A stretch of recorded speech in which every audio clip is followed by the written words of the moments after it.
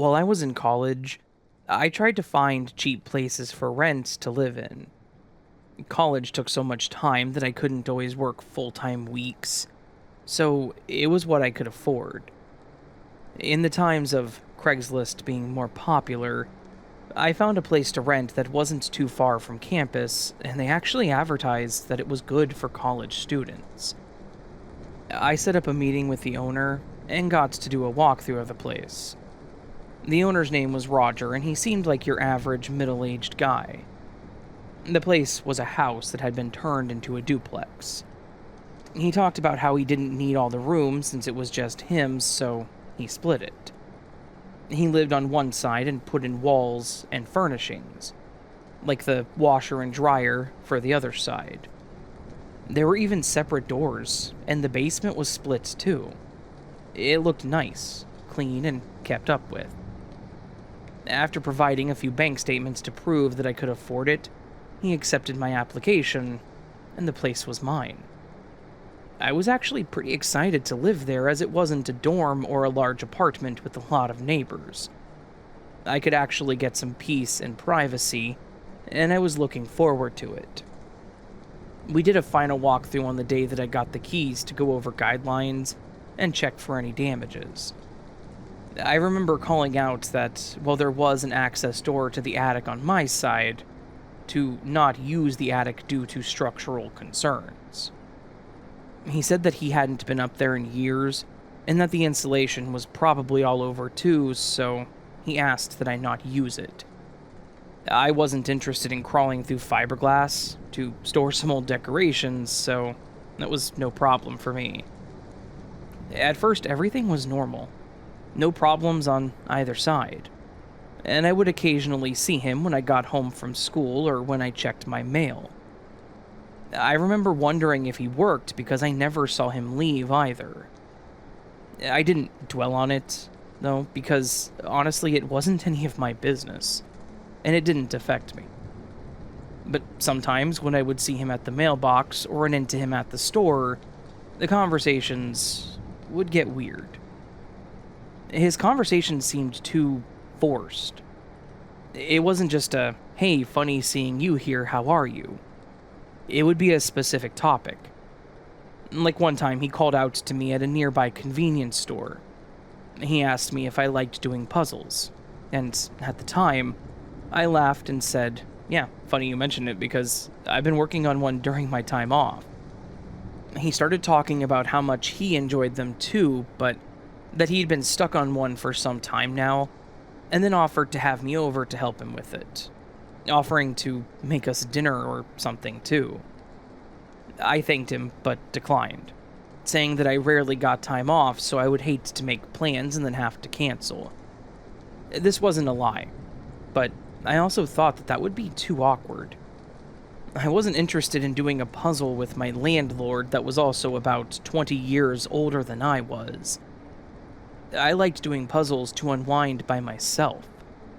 But he seemed to take it well, and we moved on. The conversations were always like that, though. Very specific topics that wouldn't normally come up in a natural conversation. But I just let it go. Then, there was the incident with my friend's cat. My friend Samantha had a family emergency that would end up with her going out of town for about a week.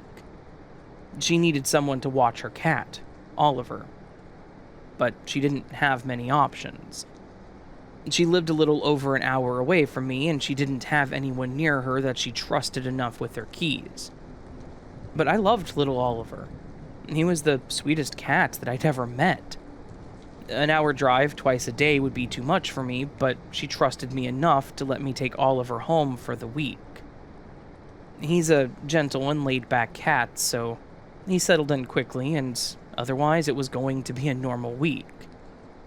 I brought him home in the afternoon on Friday, but by midday Saturday, Roger was knocking on my door.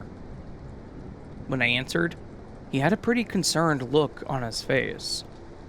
I asked if there was something wrong, and he very matter-of-factly said that there were no pets allowed on the property.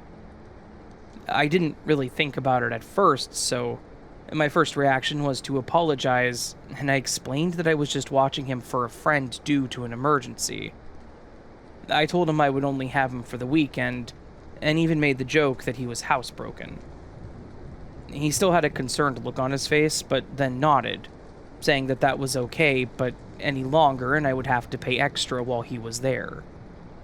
I again reassured him that he would be back home that following Friday, and he left.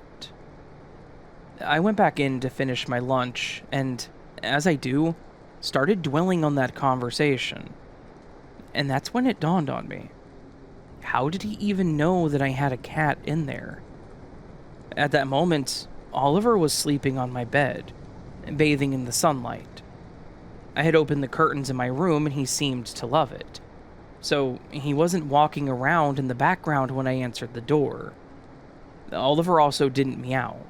He could, but I only remember hearing him meow at Sam's place, when he was playing with his catnip toy, and even then it would come out as little whisper mews. He certainly hadn't made any noise since I brought him home. And even if he did, there was no way Roger could have heard him in his side. But he came over like that was his only intention. He didn't mention anything else but the cat. So, how could he have known? At that point, I became pretty paranoid. My parents were very strict and never gave me privacy, so it brought me back to being watched with everything I did. I couldn't close my door so they could stand and watch me play, especially when I had friends over. The relationship with my parents now as an adult is pretty strained. Anyway, I started feeling like I was being watched, but I kept telling myself that I was just overreacting. But because I couldn't let it go, I thought I would try to test my theory. I thought either I would prove that I was just being paranoid, or prove that something possibly creepy could be going on. I told my friend via text about my problem, and together we came up with the plan. She came over 2 days later to hang out, and since she smokes, she brought her cigarettes. And we both held one, both unlit, pretending to smoke. I don't smoke, and Roger made it very clear that it was not allowed either. So there was no smoke, no smell, nothing. Yet, a few minutes after holding them, there was a knock on my door. We put the cigarettes away and I answered it, to once again see a disgruntled Roger. He said that smoking was absolutely not allowed, no exceptions. I told him that we weren't smoking, feigning ignorance to the whole ordeal. But he was adamant that we were. I told him he was welcome to come in and see, but we weren't smoking. He walked in and my friend said, "What makes you think we were smoking?" But he couldn't answer. He almost mentioned the smell, but I think he realized that there wasn't one, so he couldn't use it. The only way he would have known was if he saw the cigarettes. It's not like we were waving them around outside for him to see. He left, but not before saying not to smoke or that he would charge me for a cleaning fee. After he left, my friend was just as spooked as me. How the heck would he have known? Was there a hole in the wall somewhere? Or worse, cameras? She said that we needed to look for them sooner than later, but we didn't know if there were mics too, and we were afraid to talk too loudly. So we took my laptop and went to a coffee shop nearby, and started thinking about what to do. We started Googling things about hidden cameras, the best places to hide them, or even how to find them. We read some pretty scary and disturbing things, but then we read something about organizing the cords. That stood out to me. There had to be cords attached to them for power at least, right? So there had to be a spot where it all connected. We started thinking about places they could be when I remembered Roger's comment about staying out of the attic. He couldn't possibly... could he? So, we went back home. We went to my closet and pointed out the access door. My friend pushed on it and, surprisingly, it opened pretty easily. We waited for a moment and then said the hell with it and opened the door all the way. There was a short ladder that came down that we had to hoist each other up to get to, but once we were up there, all of my suspicions were confirmed. There were boxes strewn about, an old sheet spread out on the floor, with an old tube computer tower and monitor on it. Behind the computer were 2 power strips, both completely full. No wonder he agreed to pay for electricity. This would have been an alarming red flag. The cables from those power strips ran all over the place, connected to extension cords and other strips. We followed those cables to other divots in the wall and small holes in the floor. We did our best to map out the floor below the attic, and based on the cables, if we were correct, there was one that led to the kitchen, 2 in the living room and dining area, 1 in the bathroom, and 1 in each bedroom. I was so freaked out and disgusted. This was my home. It's supposed to be where I felt safe, but now it was the opposite. We left the attic and I called the police, not knowing what they could even do. To my surprise, there was quite a bit they could do. I had 2 police there soon after. I showed them the attic, and after that, he then walked into the kitchen and pulled down the smoke detector. I thought I was going to be sick as I watched him pull a small box with a wire attached to it. They asked us to wait outside. Poor Oliver was confused by all the commotion, so I put him in the spare room. To my surprise, Roger hadn't come out yet. They had to knock on his door several times before he finally came out. I couldn't hear what was being said, but they ended up putting him in cuffs. They told me that Roger said that he owned the place, so he had the right to install cameras. However, they told me how very illegal it actually was. If he was living in the place and had cameras, that's one thing, but he couldn't install cameras in places where other people lived or hadn't given consent. They gave me a little rundown of what was going to happen now, and then I left with Oliver to stay at my friend's place because no way was I going to be staying there. Fast forward a bit, I ended up moving in with my friend and just split the rent with her. I wanted my own place, but at that point, I would rather live with someone I trusted. Roger was charged with a few things, including stalking, some sort of invasion of privacy, and illegal surveillance. I don't know what happened to the place, but the thought that it's soiled with surveillance video now locked up in a police station somewhere is pretty terrifying. And now I still have that skepticism about any place that I rent. And, unfortunately, I'm not sure how to get past that.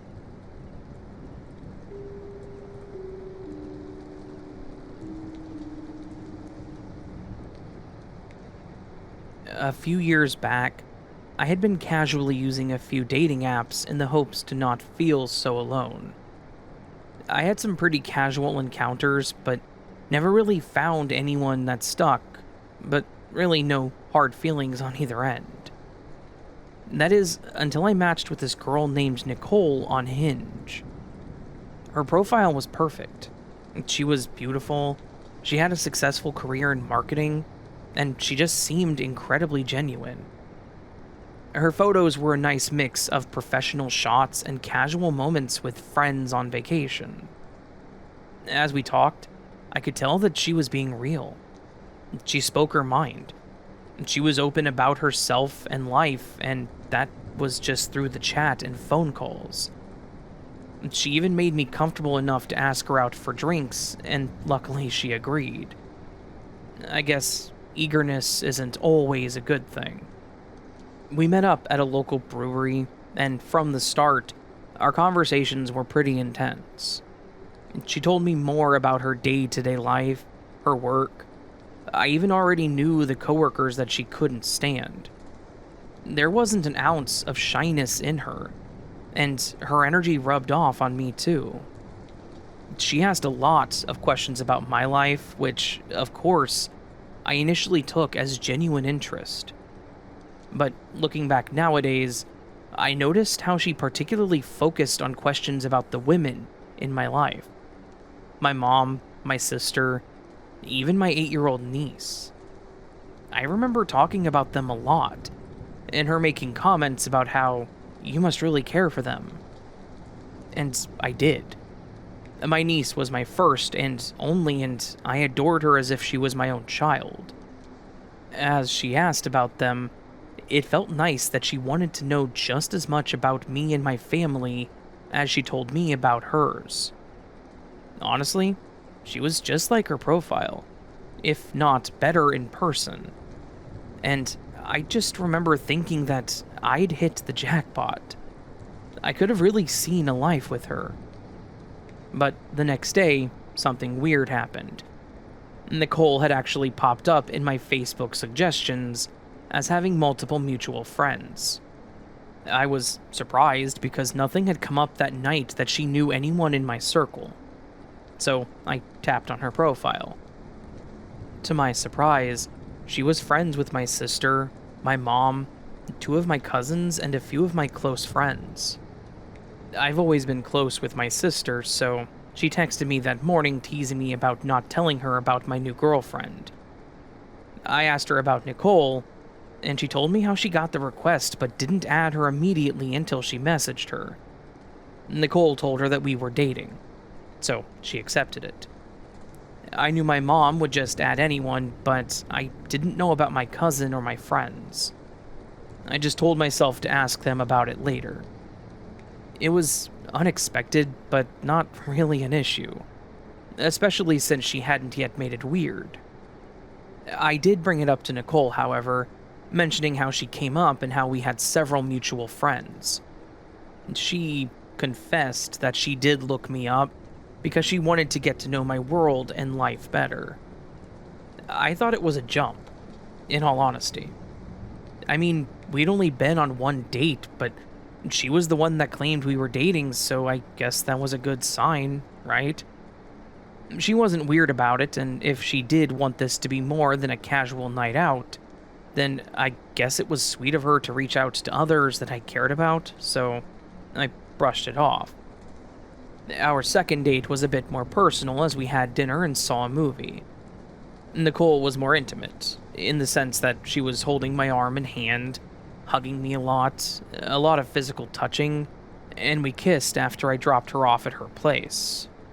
She even told me that she really liked me and hoped that I felt the same way as she did, and that she wanted to make this more of an official thing.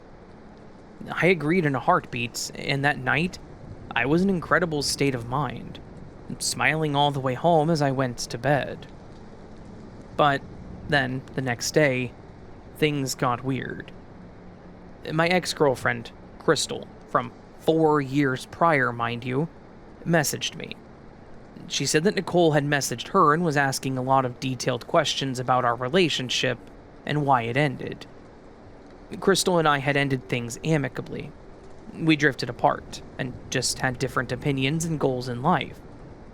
We were both upset for a while, but we realized that we still worked great as friends, and that's how we've always remained. There really were no hard feelings, no weird tension or drama.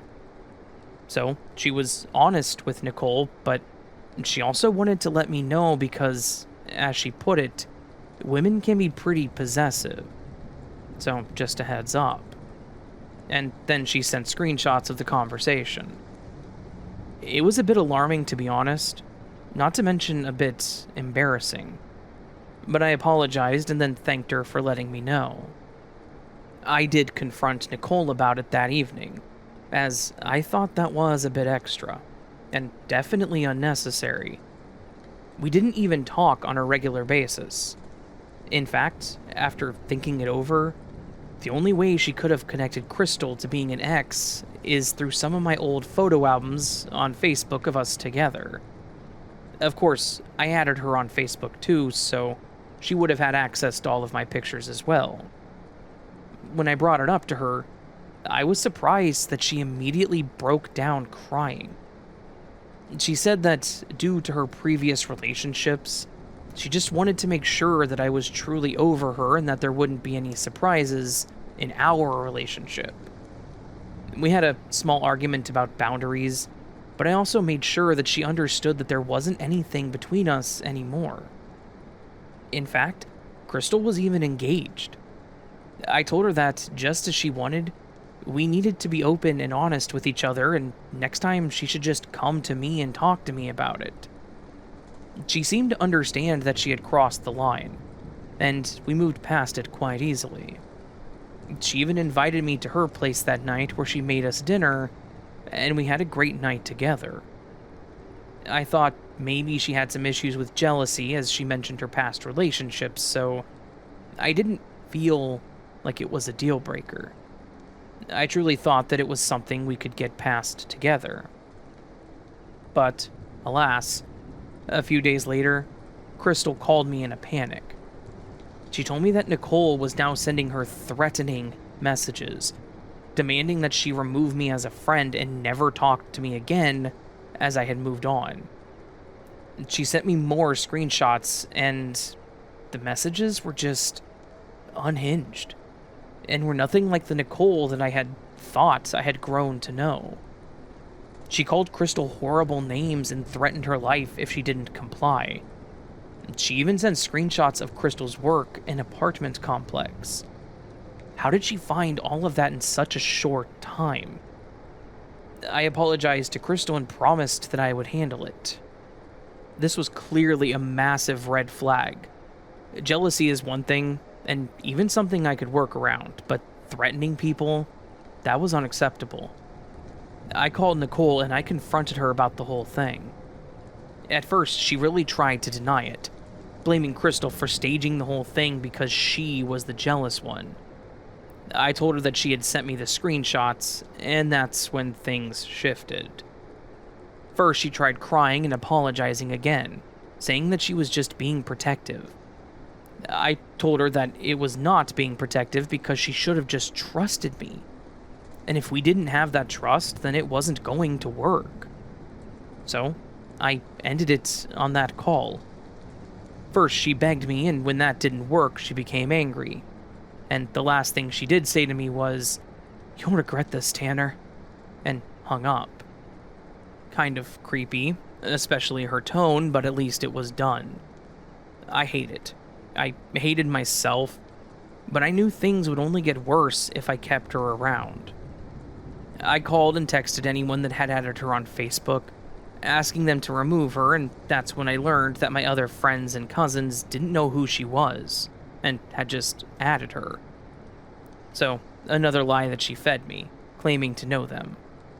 Oh well, it was done, and maybe we could all move on now. Instead, things got worse. The next day, I got a call from my sister while at work. She was hysterical, saying that someone had showed up to my niece's school claiming to be her aunt, trying to pick her up. When the school called my sister to verify and described the woman who was there, it matched Nicole to a T. Now she was messing with my family.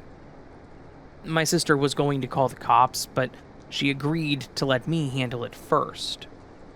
Once again, I called Nicole, and her reason was that she wanted to prove that she could be a good mother to our future kids. Mind you, we'd been seeing each other for less than a month. I told her once again in no uncertain terms that we were done, and to never contact me or my family and friends again. I even said that if she ever tried anything like this again, I would contact the police and file a restraining order. But before she would finally give up, she had to make things even worse. She'd made multiple accounts on Facebook to try and monitor me and my family. She was even trying to contact any females on my friends list, telling them to leave me alone because she was my fiancé. She sent emails to my work through a corporate contact email, claiming that I had inappropriate relationships with coworkers. She even tried telling my mom that I had a secret drug problem and that's why she left me. Obviously, there was no proof for any of this. I had actually made a post on Facebook explaining what happened with her so no one fell for it. My mom trusted me over this random woman, And my boss was actually a really good friend of mine, so that went nowhere. That one was just embarrassing because it all had to be cleared with HR, too. I did end up filing a restraining order, and when they told me that they had provided her the details too, everything stopped. I stayed off of dating apps for a few months after that, but when I logged back into Hinge, her whole profile was gone. Like it was deleted. Maybe she'd been reported by others on there as well. Who knows? All I know is that she seemed to finally get the hint, and my life could go back to how it was. But it was just wild to me that she seemed so normal. If you met her, you would never guess that she was capable of all that.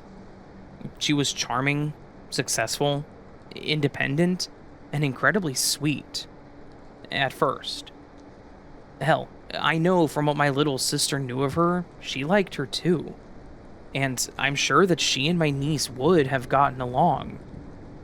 But some people just have unhealthy obsessions that they probably should conquer first, before finding that special someone.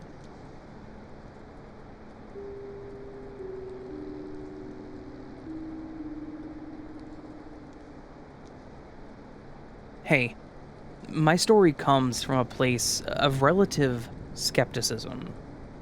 However, my family have always believed in aliens, and it was a frequent discussion at the dinner table. My dad and uncles have intense beliefs that not only are they real, but they have regularly visited Earth, have set up secret colonies here, and it will only be a matter of time before they're confirmed to be around. I think they may have listened to too many podcasts and watched Men in Black too much. My mom believes there is life on other planets, but doubts they would ever come and visit us. I have always been in the middle. I think other life forms exist on other planets, but I don't think they're here. My family lives in a relatively boring suburb. There are no nearby forests or military bases that could have impacted this. It's made up of a mixture of blue-collar and white-collar workers. Relatively low crime and pretty average all up. I was out at night with some friends at the local skate park. Before anyone assumes we were drinking or high, no, we weren't. And not through lack of interest, it's just that none of us had the funds in order to get anything. It was around 10 p.m., and I know because I got a snap from my girlfriend wanting to know who I was with and why I was at the park.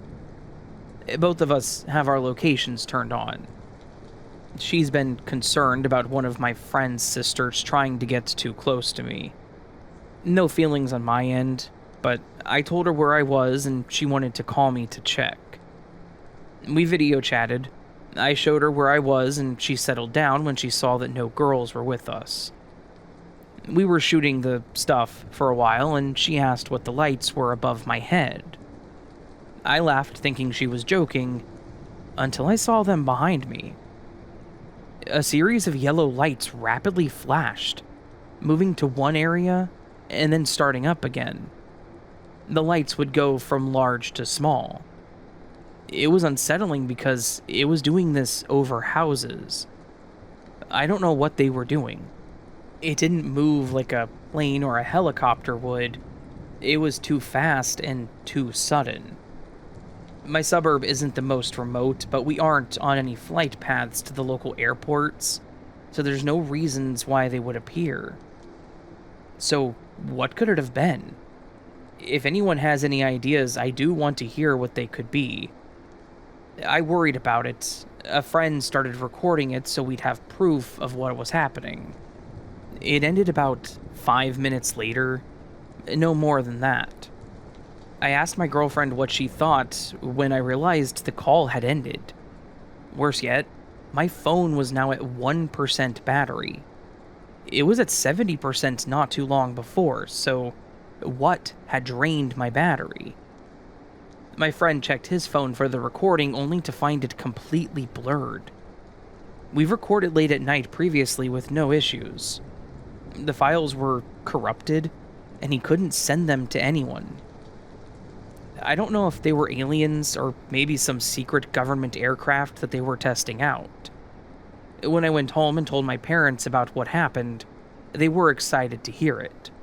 My dad is convinced that it was Greys scouting for new targets, and that we were lucky we weren't being taken. I have been out late at night since then, and I haven't seen any more of the strange lights. I tried looking online to see if anyone else saw the strange lights in the sky, and, well, there was one TikTok that has since been deleted. I wish I had saved it, but it was blurry too, and there was a strange buzzing sound that it played. Other than that one video, I didn't find or hear about it anywhere. I don't know what caused that kind of interference with electronics, and it's irritating not to have the evidence of what happened. I like having proof of it, and without it, I feel crazy. If I was drunk, high, or faded, then I might have disregarded it. So, I don't know what they were, but maybe they were aliens. I still wish to see one someday, or to have answers about what exactly I saw. If it was a new aircraft, why were they testing it so far from an airport or an Air Force base? It doesn't make sense. Not sure if you'll do my story, Raven, but I hope you like it. Well, I am, and I did. I've been listening since 2020, and this is the first story that I've sent in.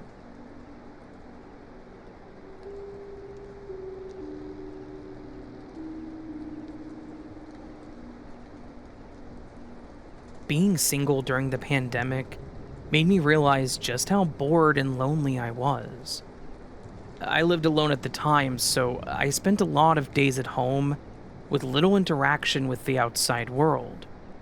So, in 2021, I started feeling better about things and wanted to start looking for someone again.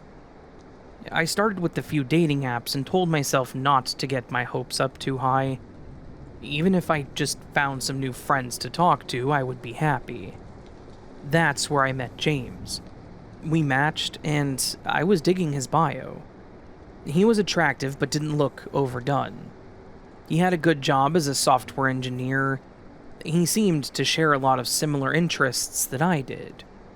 His photos showed him playing board games surrounded by people. There was a cool scenic picture of him on a dirt bike up in the canyons, among other normal profile pictures. We talked for about 2 weeks, and he seemed like a really down-to-earth guy.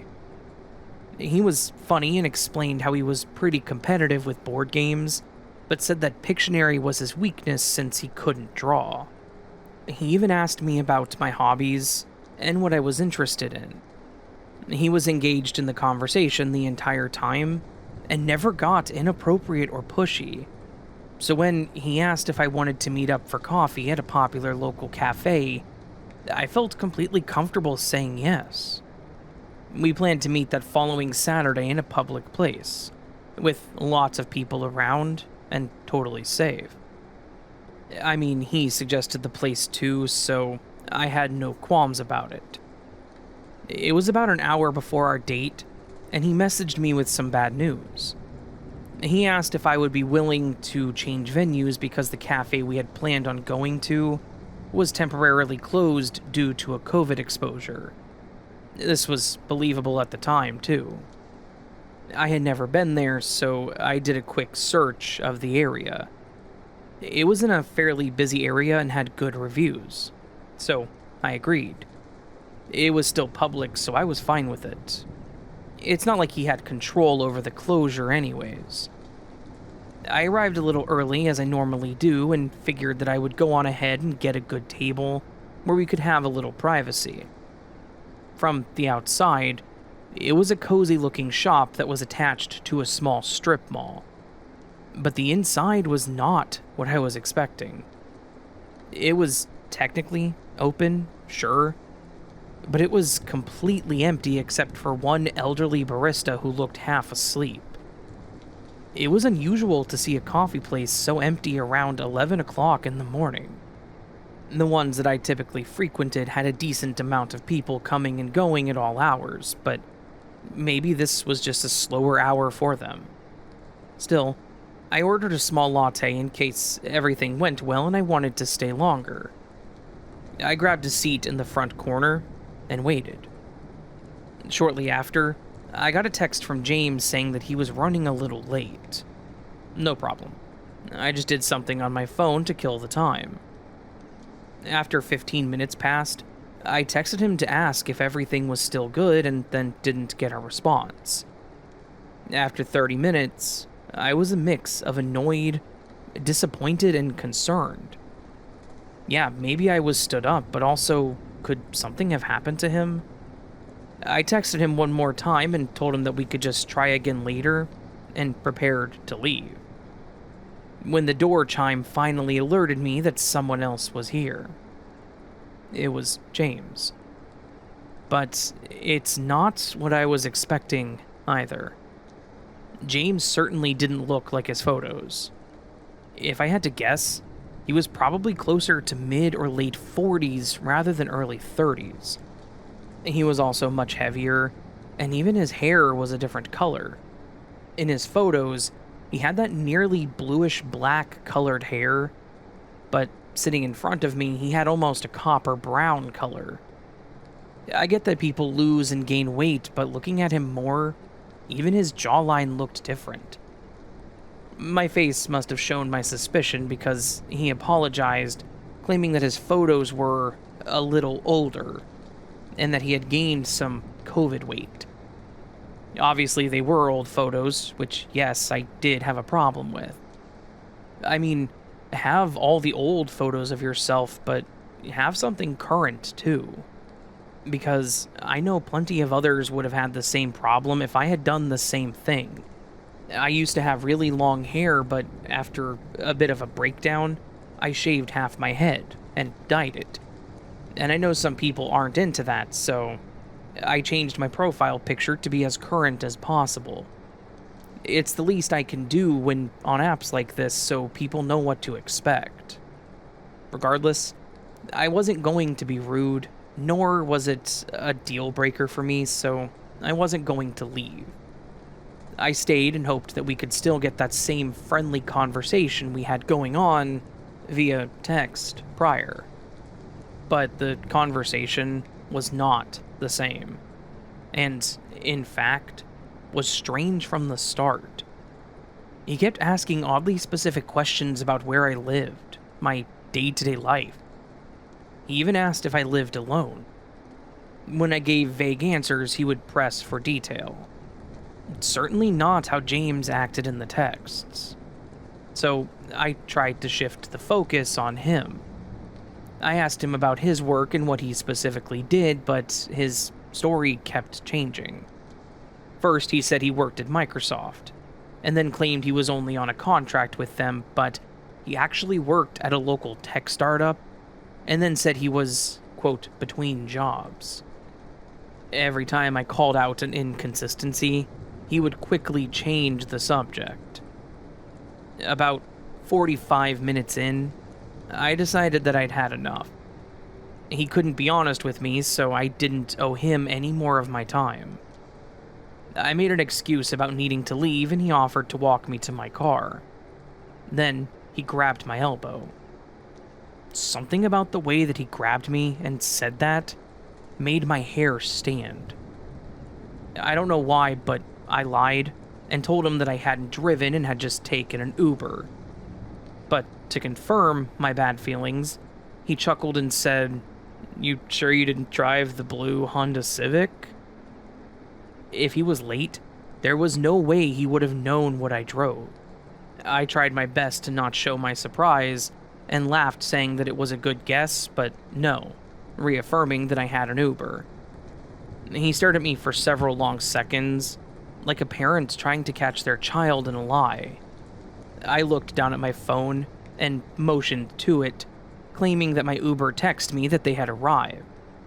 I told him that I would text him later and rushed out the door. Instead of going to my car, though, I speed walked down that little strip and into the bookstore further down. I went down one of the aisles so I couldn't be seen from the front window. After several minutes, probably looking shady myself, looking around, I bought a keychain out of guilt and left the store. I walked back to my car looking all over for him, but I didn't see him anywhere, thankfully. But there, under my wiper blade, was a napkin with sloppy writing on it that said, "You shouldn't lie to people." Yes, this was creepy, but also, what room did he have to talk about lying? He couldn't even be honest about his job or send me a more current photo of himself. I got in my car looking around once more, but noticed the parking lot was just as empty as it was when I got there. Once I was back in the safety of my own home, I texted him everything I was thinking. I told him I wasn't interested in seeing him anymore, since he couldn't even be honest with me in person. But before I could even finish my text, he texted me, and it was ugly. He said that I was rude and shallow, and pointed out how I lied about the car thing again. He then made the "you women are all the same" comment, claiming I was shallow and that I wouldn't have given him a chance if he used a real picture of himself, practically admitting that those weren't even old photos, but someone completely different. I was willing to still talk to him even though he looked different because I still liked him as a person. Hell, I'm not the most fit or slim person either. That's why I said it wasn't a big deal. What was a big deal was that he lied, and he obviously was lying about his job. What else would he be willing to lie about? Was his real name even James? But the berating didn't end there. No, it ended with him saying, and I guess trigger warning here, that I was lucky he didn't slash my tires, or worse, my throat. I deleted the message and didn't even bother responding. I reported him on the dating app, blocked him on there and his phone number. Who gets so upset by a rejection that they would threaten someone's life? I actually didn't get back on that app, and in fact, went back to being by myself for a bit after that. I was too freaked out knowing that he was out there, and had to live relatively close if the place we went to was about 25 minutes from me. He also knew what I drove. Would he be willing to follow through on that threat? Was he following me to places? I wasn't willing to take that risk. I told several people in my circle about it just in case, and did my best to not go anywhere alone. Thankfully, nothing happened after that. I did get some random anonymous phone calls, but the few that I did answer, they would just hang up. I don't know if it was him calling from a blocked number or whatever, but if so, at least it wasn't anything else. While part of me wants to just say good riddance, I find myself hoping that he got the help that he needed to fight his inner demons and build his self-confidence. The genuine, kind person that I met in the beginning makes me want to believe that that was his true self. At least, it's easier to hold on to that hope than to consider the more terrifying possibility that it was all an act by a sociopath.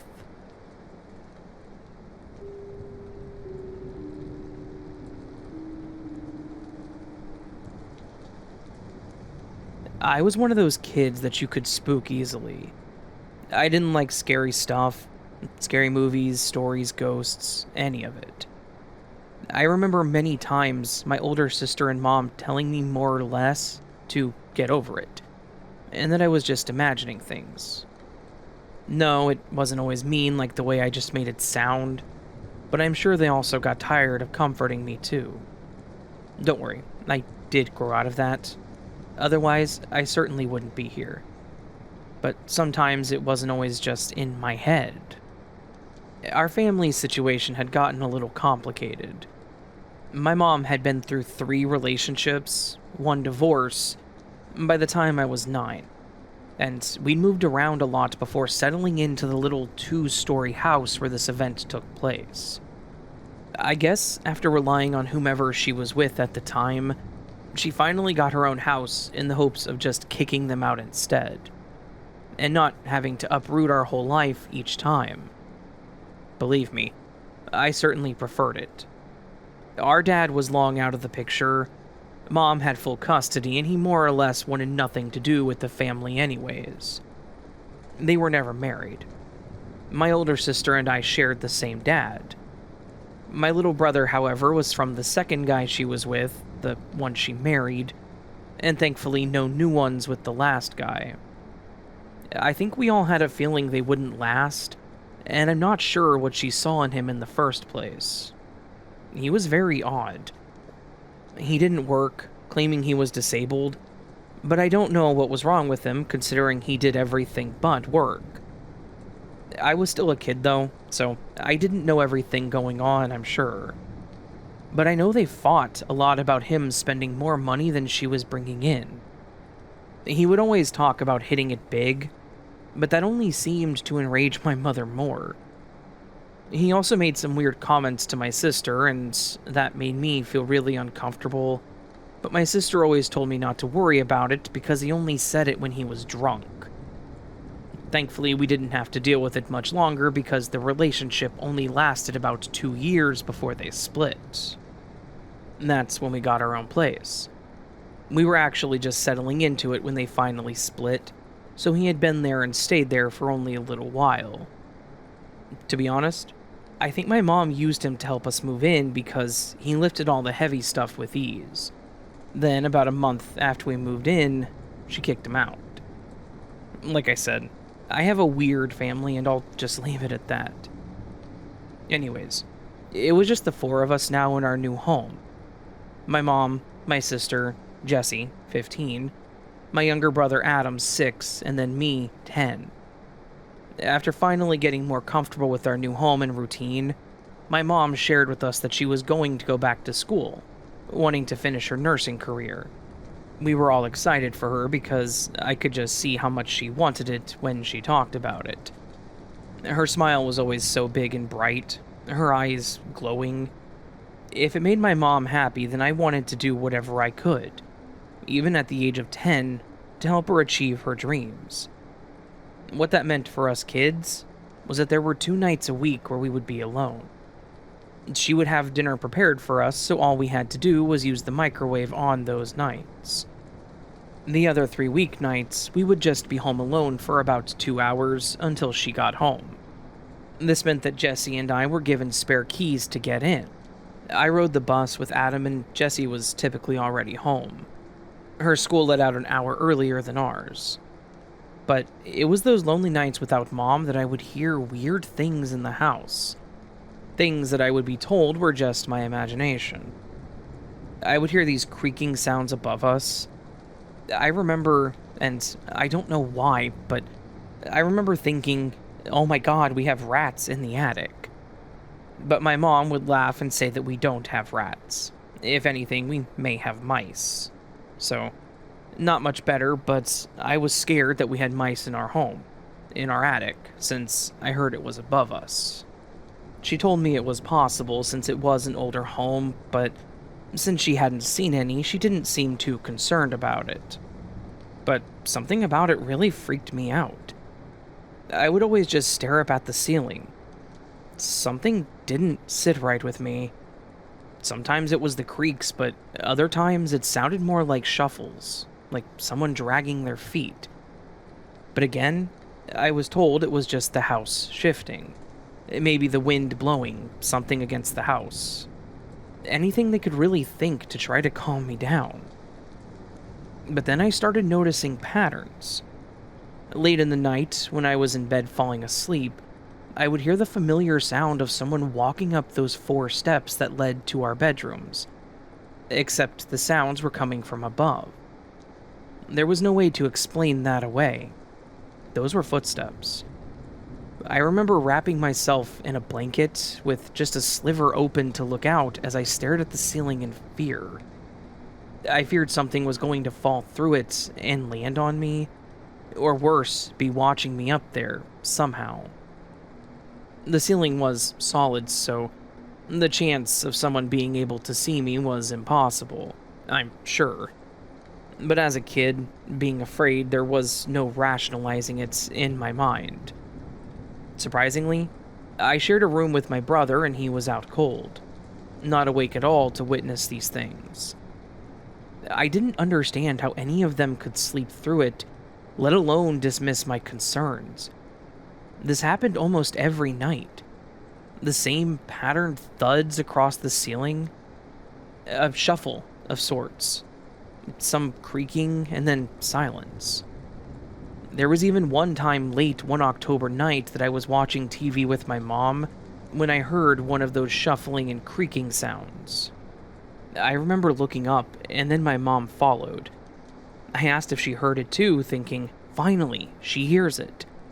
But she just chuckled and said that it was Santa doing his monthly check on kids. Her way of trying to reassure me again. But how could nobody think that it sounded weird? The other places we lived had creaky floorboards here or there. I know what that sounded like. These were footsteps. I was sure of it. I started becoming a bit more paranoid. I would carry something with me to use as a weapon, be it one of my brother's play tools, a plastic shovel. Hell, I even stole a butter knife and kept it under my bed. If no one would believe me, then all I would do was prepare for them to attack us and hopefully help out.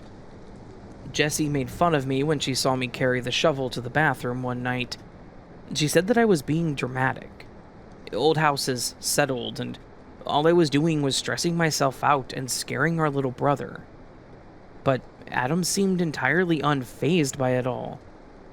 So I did my best to not let it show when they were around me. But in my room, alone in the dark, I was terrified. Then, there was that day in late November. My mom was going to be home earlier than normal, as all she had to do was take an exam. And then she would be out for the holiday break, but that still left us with about 2 hours before she got home. Adam and I got off the bus, and Jessie was already inside, watching TV on the couch and doing her homework. My mom told us that we had to have our homework done before anything else, so we made it a habit to just do it when we got home. Adam and I were sitting on the floor, at the coffee table, working when I once again heard the sound I've become all too familiar with. I looked at the ceiling, and Jessie immediately told me to ignore it.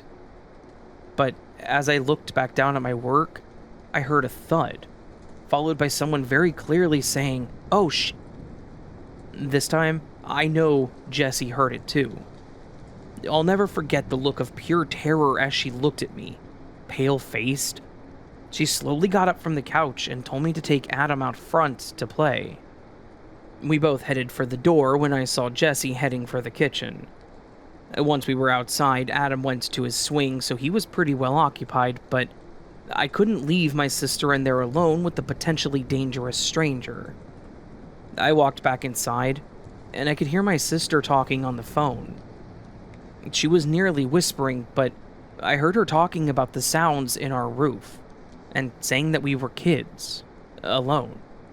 The phone was a wired landline, so she was still in the kitchen. She saw me standing nearby and said okay to whomever was on the phone, and then put it down without putting it on the receiver. She then demanded that we go back outside, and this time she followed, shutting the door behind her. Adam was plenty distracted. He was having fun without a care in the world, not knowing why we were going outside without our coats. My sister and I stood by the fence gate shivering, looking back and forth between the street and our house. Did the person in our attic know that we had called the police? Would they come out and try to harm us? Or maybe just try to run away? Finally, the police arrived, and we told them what had happened. 2 of them went in, and I remember that scaring me even more because they had their hands on their guns. A 3rd cop stayed outside with us and tried to keep us calm and distracted.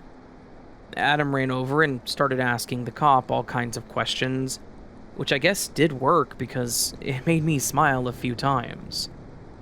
Then, everything moved so fast when we started hearing shouting from the house. We heard the cops yelling, "Get down! Don't move!" followed by more shouting. The cop that was with us told us to stand by the swing sets, and they took off into the house. And that's when we turned towards the street and saw my mom pulling up. She had barely parked before she was running into the yard toward us, hugging us. We explained more to our mom what had happened when we noticed the cops walking back out of our house. I was getting myself prepared to see them bring someone out, worried that they would see us and take revenge on us for calling the cops.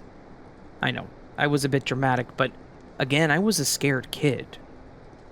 What I was not expecting was to see my mom's last ex, Steve, being dragged out by the police, dirty and crazed looking. Mom looked just as confused and horrified as us. There was a lot of talking at this point. Mom and the cops, us and the cops, me speaking to another cop with my mom. Just so much talking. In the end, I could piece things together. When Steve was kicked out, he decided to take it upon himself to stay there anyway. He even took a spare blanket from the closet and a decorative pillow from the couch to give himself a makeshift bed in the attic.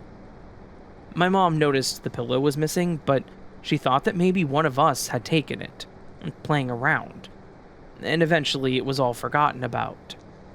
When no one was home, he made himself at home using the shower and eating our food.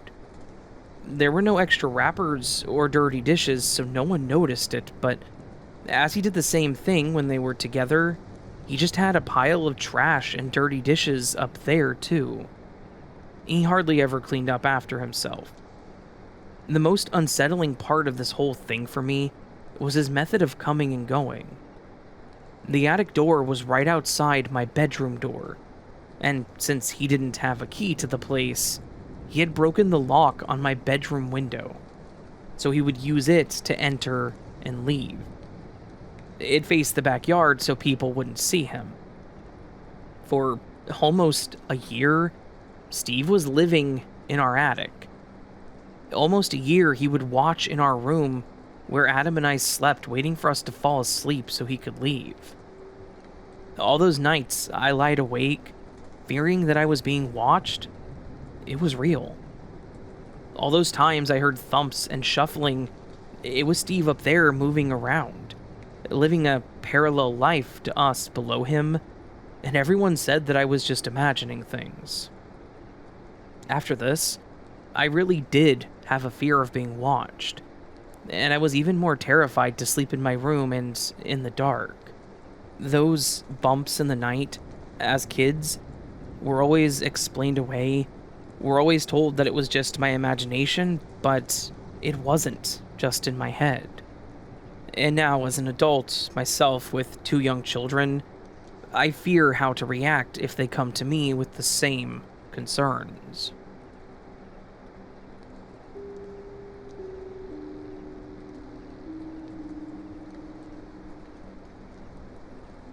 I wanted to share an experience that I had over a decade ago, but when I do share it, I never share specific details about the location or myself, as I don't know who might see this and want to try to find me or my coworkers.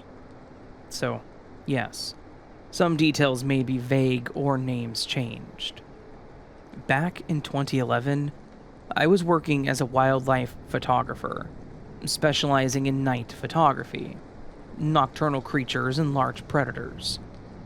My job often took me to some pretty remote locations where I could spend days alone, tracking and documenting their behavior. I was never really afraid of the animals either. Seeing them in their natural habitat, witnessing how they lived their day-to-day life was pretty thrilling. Not many people that I knew truly understood what all I did.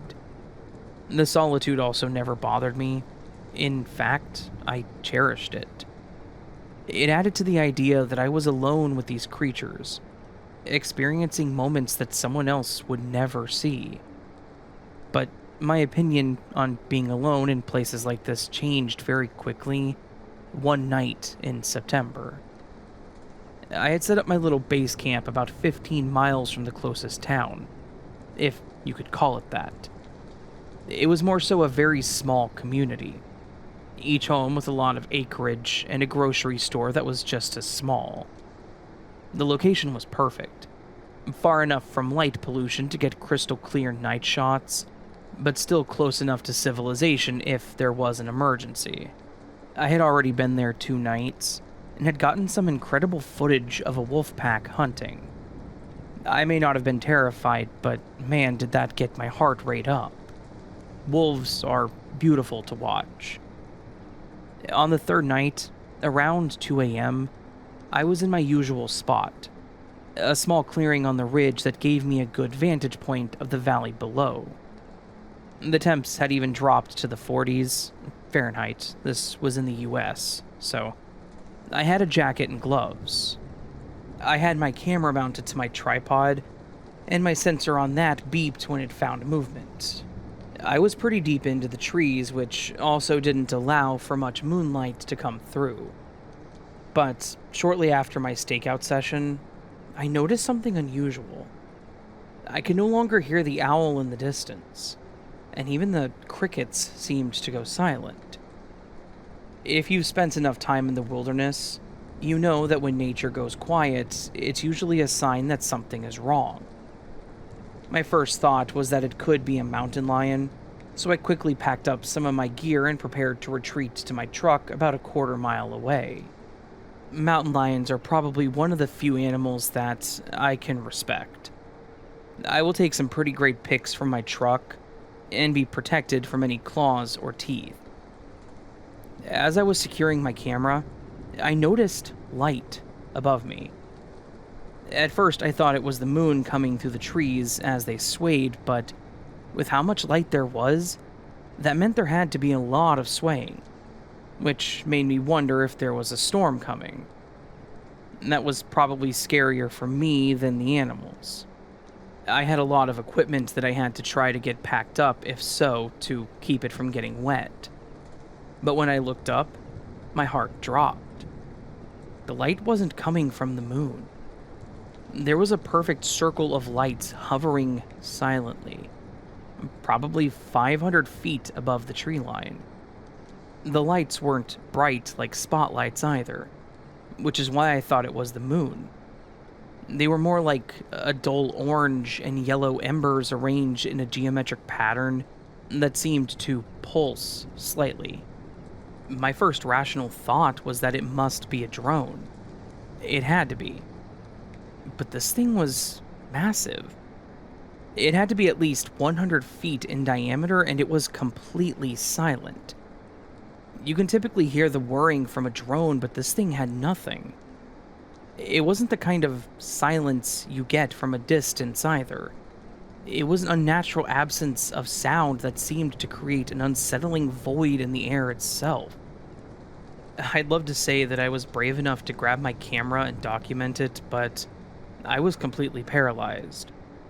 I couldn't move, I couldn't speak, I almost couldn't blink, not wanting to miss this. This thing remained stationary for what felt like minutes, but was probably only a few seconds.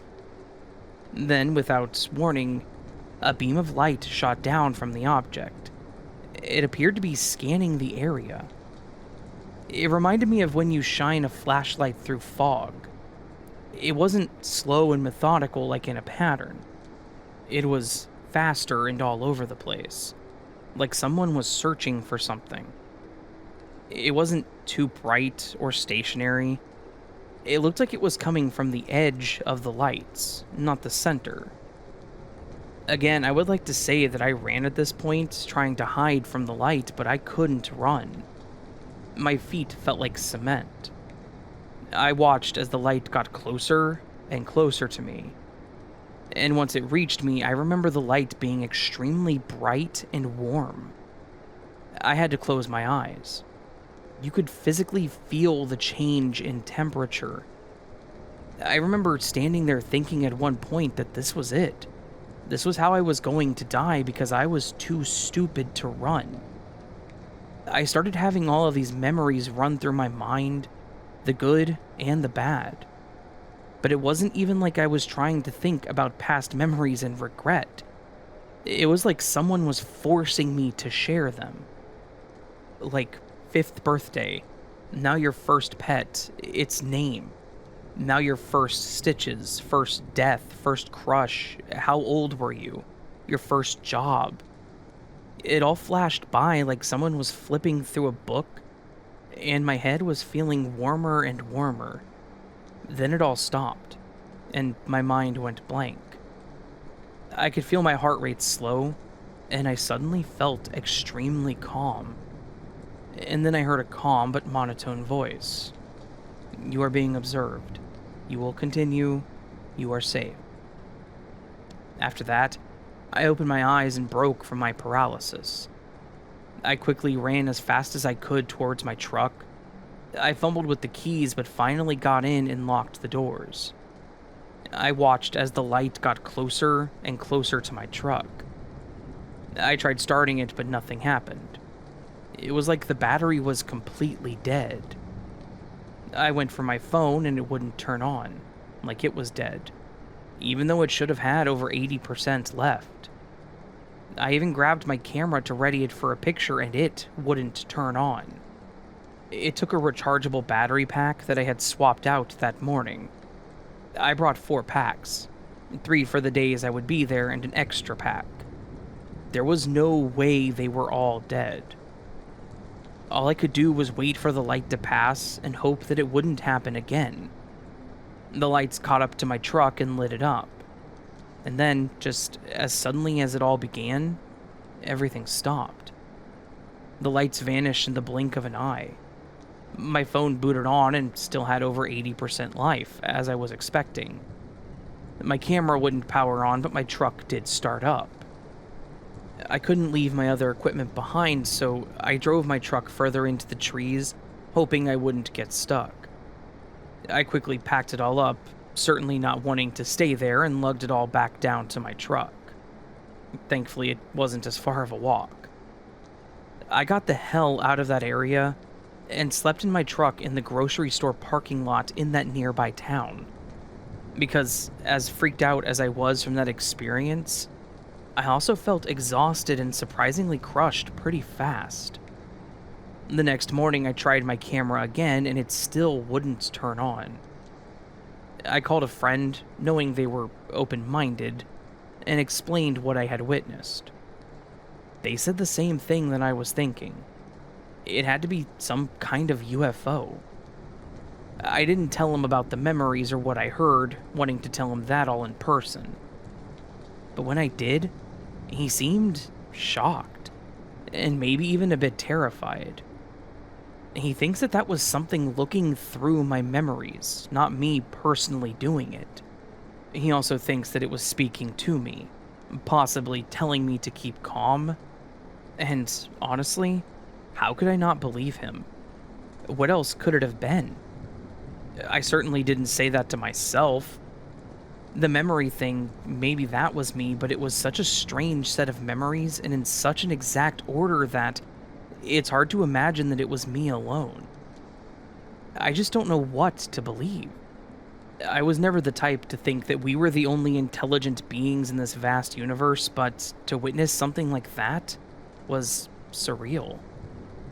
I've told several people since then, and some believe me, but more just try to explain it away, to which, I mean, to each their own, but I know what I saw. I know what I felt. And I know what I heard out there. Also, one other thing that leads me to believe there was something more going on out there. My camera wouldn't turn on because it looked like it had basically been melted from the inside. The components looked fried. The bits of internal plastic melted, and the SD card that was in it was warped. I lost all of the photos I had taken that weekend. So, if anyone can explain how I could have done that too, I'm happy to listen. But between the lights, the talking, my camera, truck, and phone not working, I'm apt to believe that it's not in my head.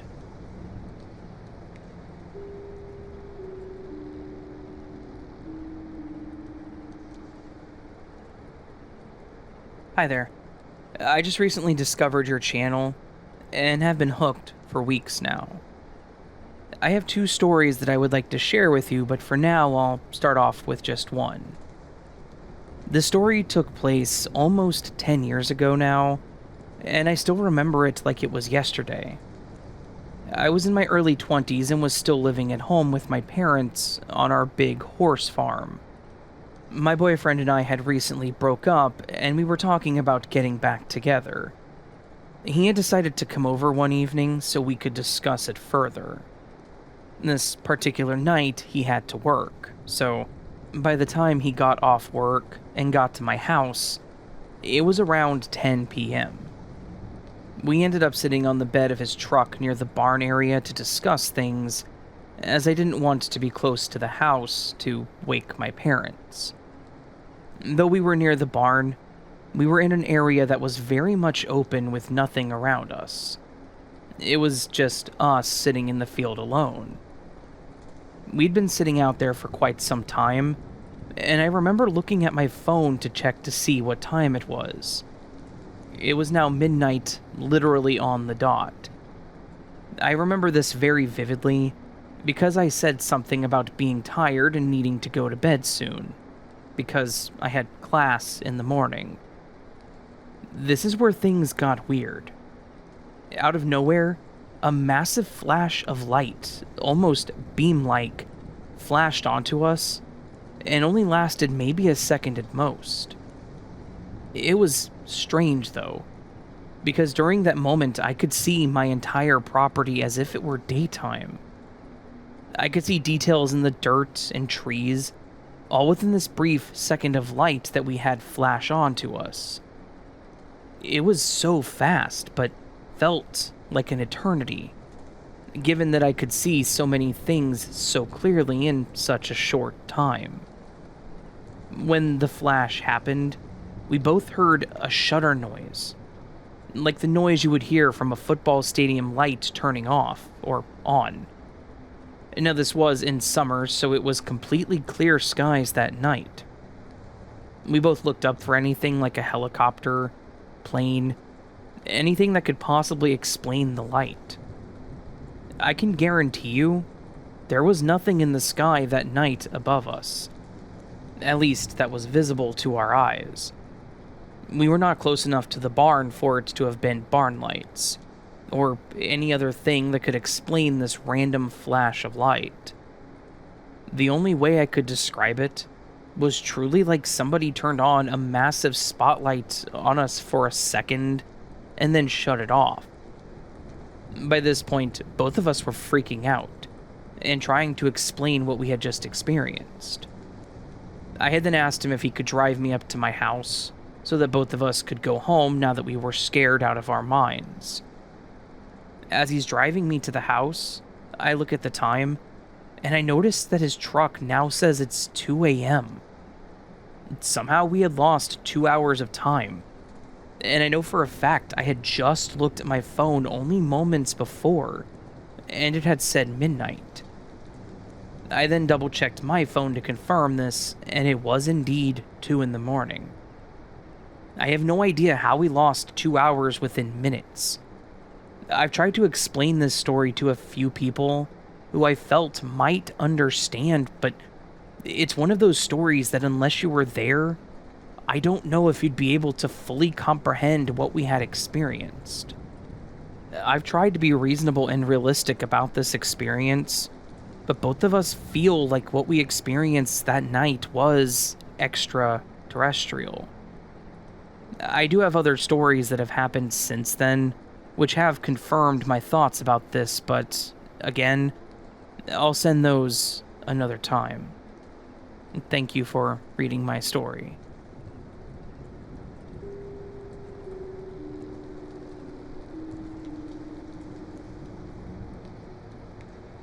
So, this story is a bit weird, but it still freaks me out thinking about it. In my 20s, I was completely into the dating app thing. I probably had 4 active ones at once, and was looking for anything and anyone. My 20s had been pretty experimental for me, I'll just say that.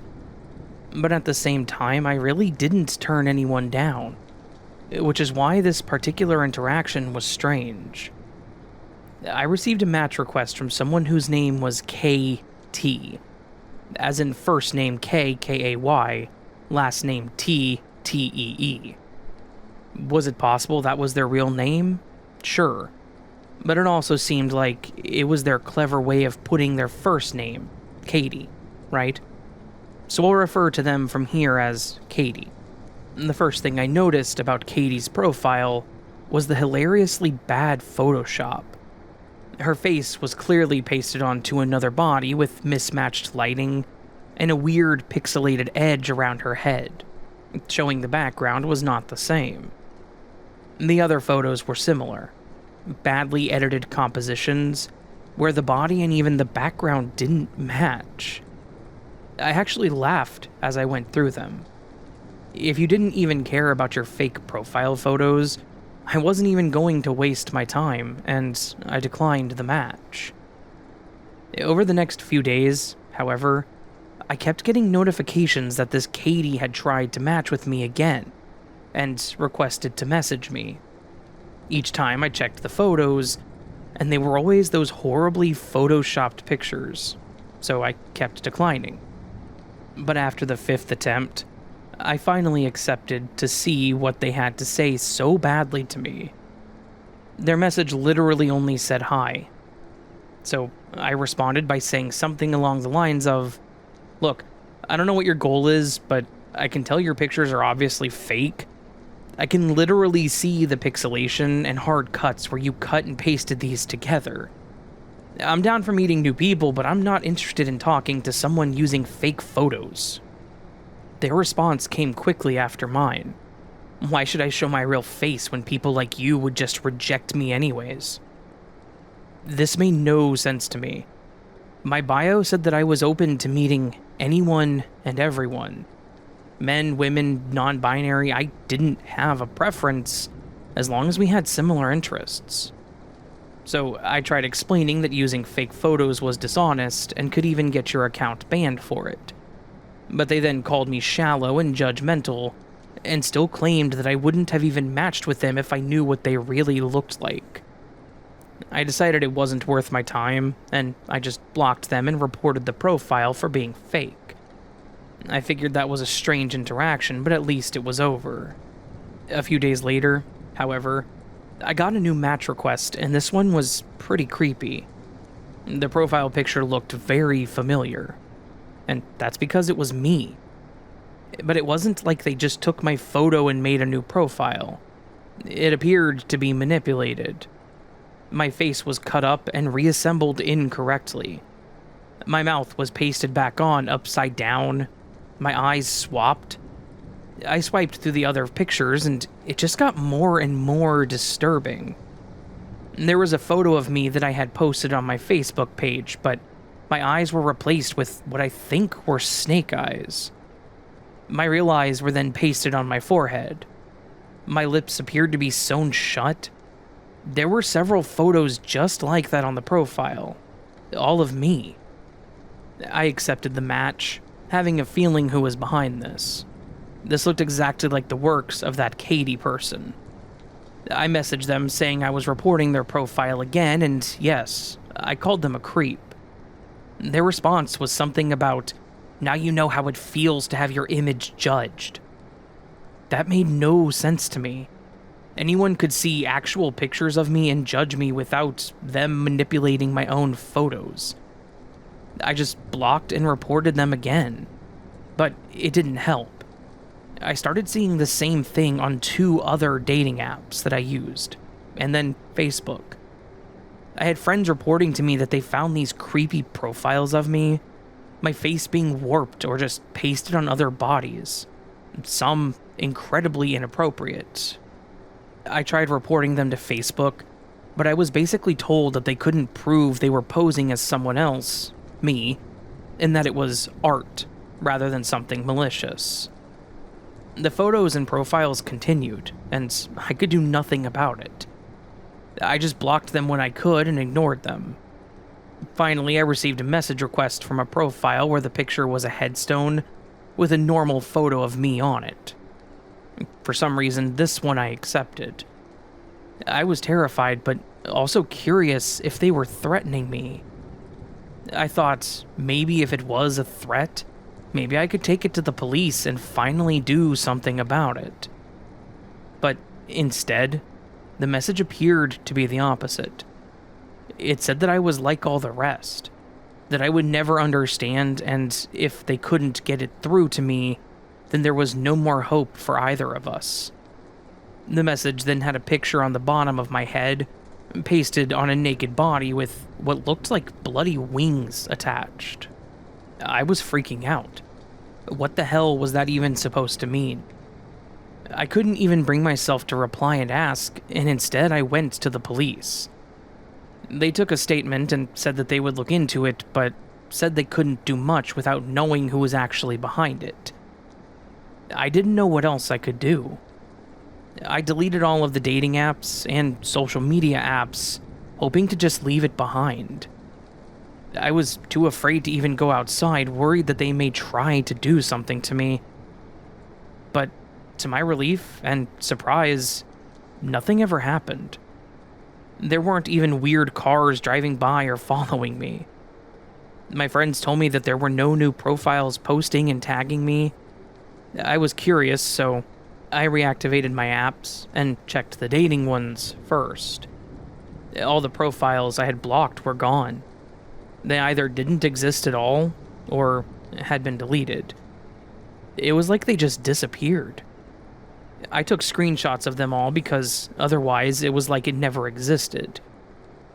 Like I said, I was relieved, but then I thought about the implications of that last message. What did they mean by it? And the fact that all of it was gone, did that mean that they were gone too? I was terrified. Now, almost a full decade later, I still have never learned who was behind those profiles. I never found out if maybe they just gave up on me or something worse. I don't know if it was someone I knew or a complete stranger. And to be honest, I don't know which scenario is worse.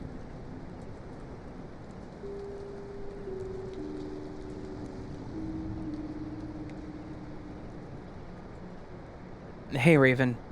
So, to start my story, I will say that although this is what I can only describe as a paranormal experience, I do have bipolar disorder, so it is possible that my experience could have been a hallucination.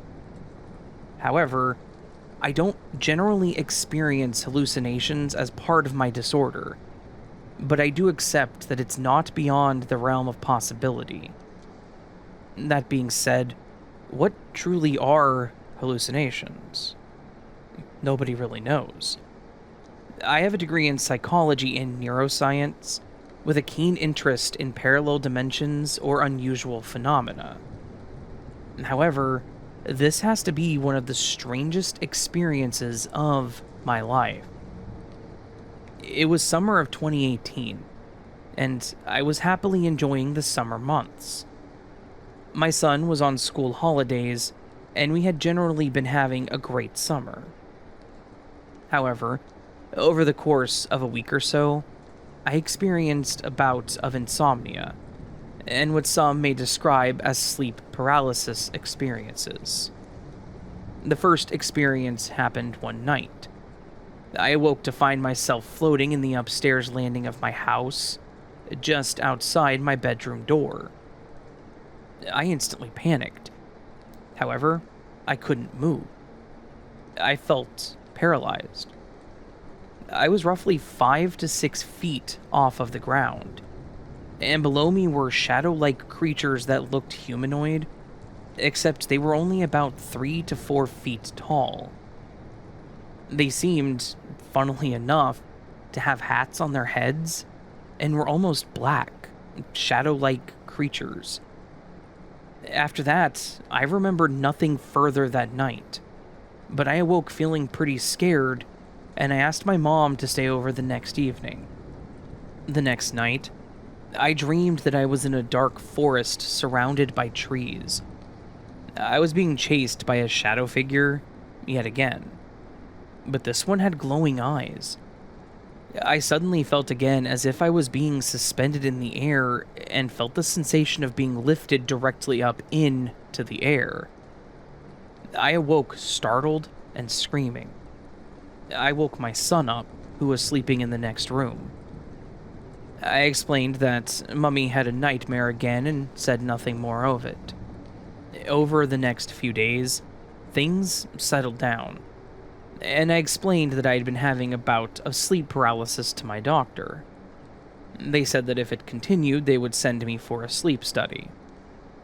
Of course, I didn't want to say that I had been experiencing what felt like alien abductions for fear that my psychiatrist would think I was becoming psychotic. Looking back, it could be a possibility. I admit this, but I haven't ever experienced anything like that before or since. And I've been bipolar all my life. Even if it was psychosis, how much do we truly know about what psychosis is? Could it give us access to other dimensions? After a few days, things started to settle. And one morning, not long after, I was walking along a road near my house, admiring the weather, when I looked up at the sky and froze. What I saw next was the strangest thing I have ever experienced in my life. In the clouds, or should I say on the clouds, were two humanoid figures walking about. They seemed to be walking on the clouds. To see them so far away, they must have been very large. One of them appeared to have wings.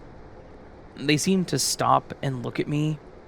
I was absolutely frozen with fear.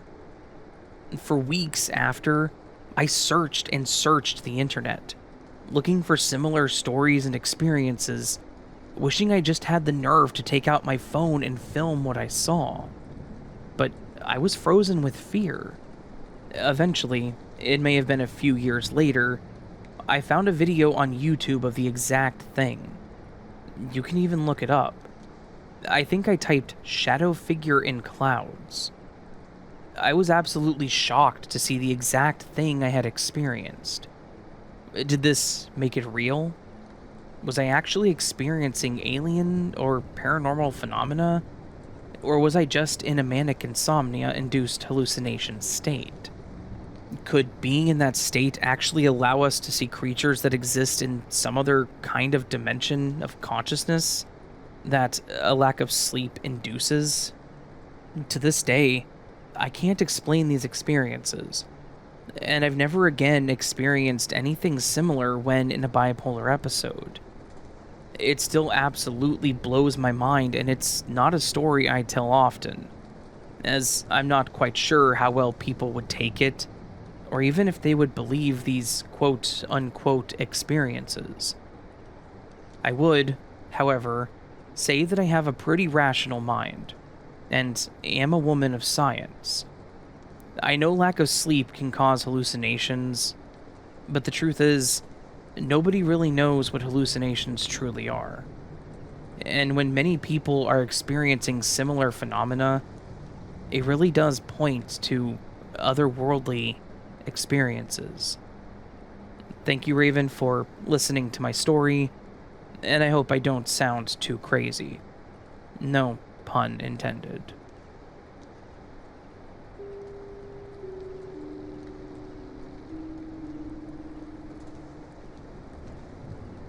I've been flipping houses for most of my life.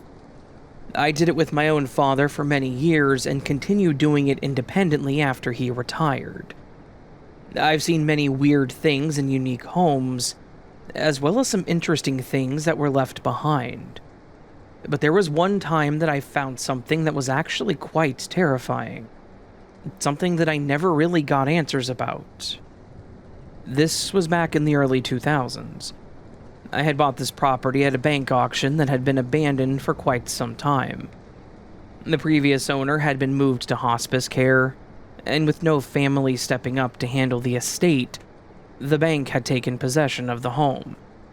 The price was a steal considering the neighborhood and the overall condition, too. It definitely needed some care since it sat empty for so long, but structurally, It was sound.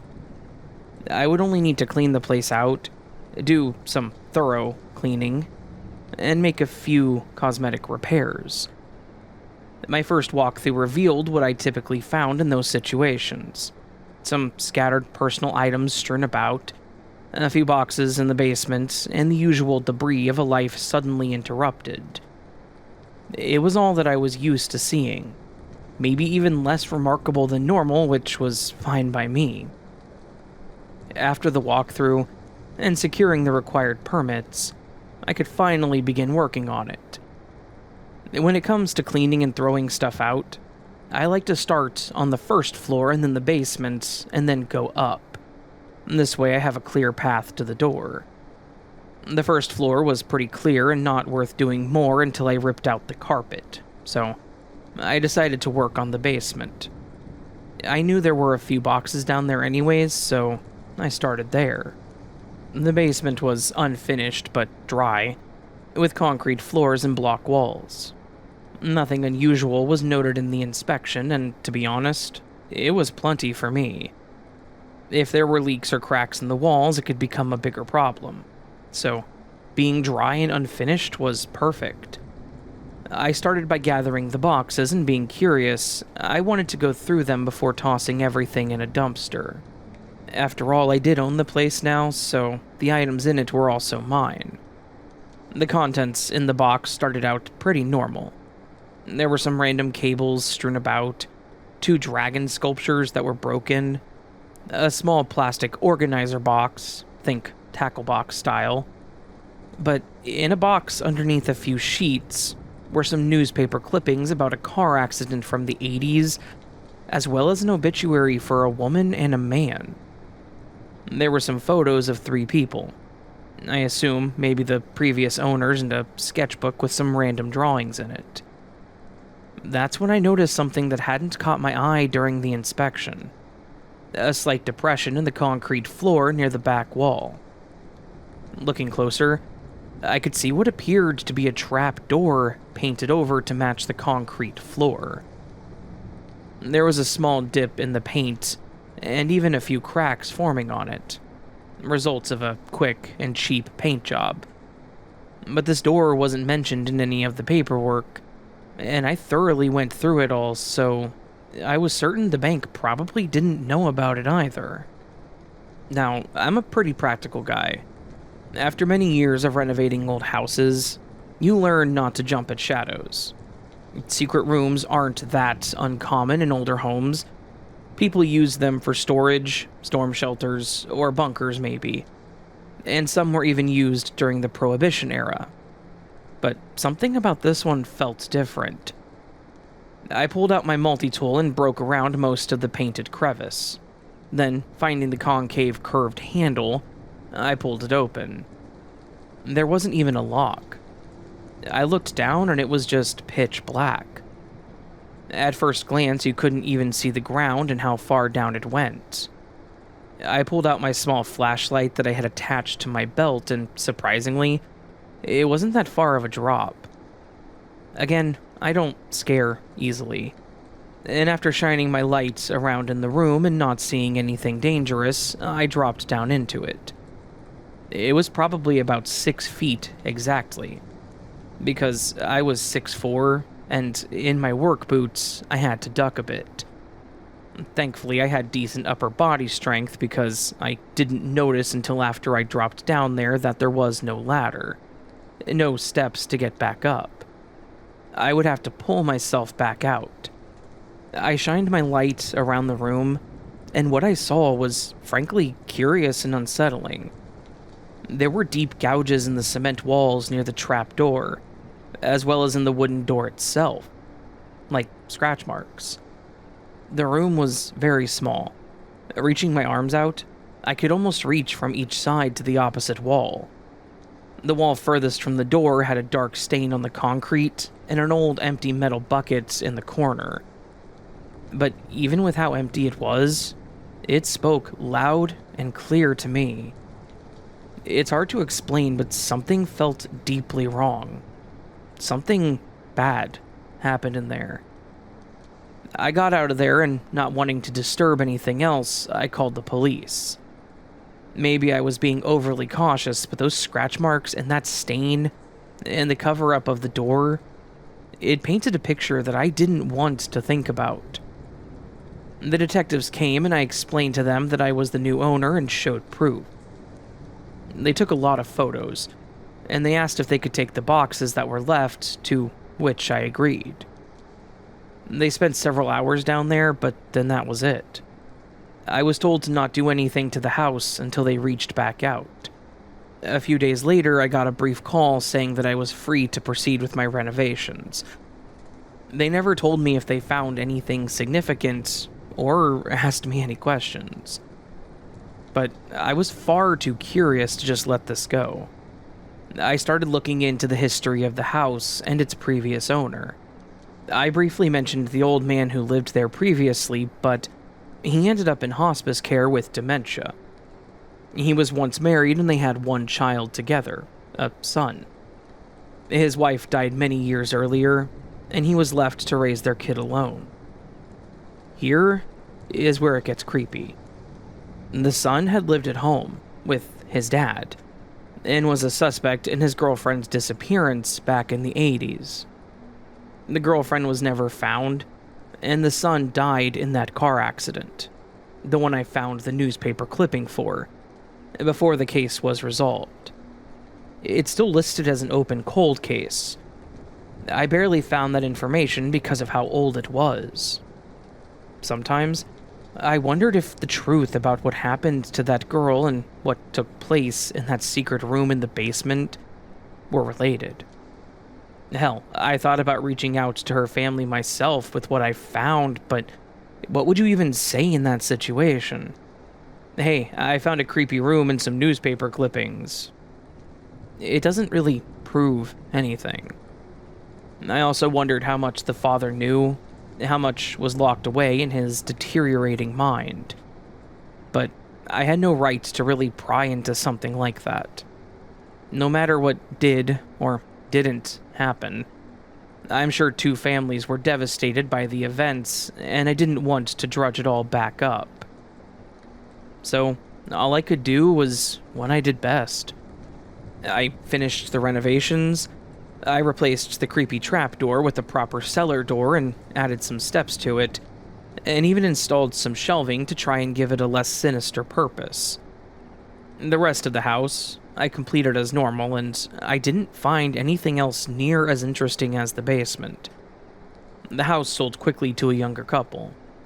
When I was alone with the guy, I told him about the basement because I had a feeling no one else would. I couldn't not tell them. I'm not sure that I totally believe in the paranormal, but I do believe in karma, and I'm not putting that on me or anyone else.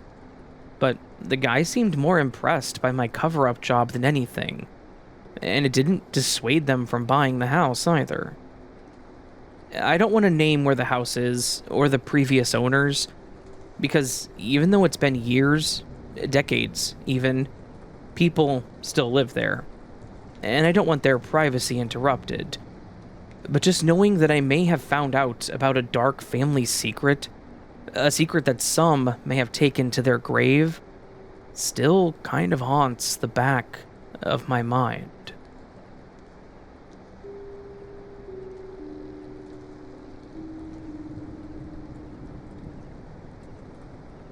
I was probably 17 or 18 at the time of this story, and as far as I know, no one in this story was on drugs at the time. Though I can't guarantee that my cousin and his wife weren't. But I've never done drugs in my life, and I was with my sister, who was 11 or 12, most of this time, and she saw almost everything that I saw. Still, I understand if no one believes this story because I barely do. And I was there to see it with my own eyes. I didn't even want to post it because it sounds fake, but I want to share it anyways. About 10 years ago, my whole family went on a really long camping trip. I think it was the entire month of September. It was for a religious holiday. I'm not religious anymore, but we were celebrating some combination of Christian and Jewish holidays, like the Feast of Tabernacles and something else.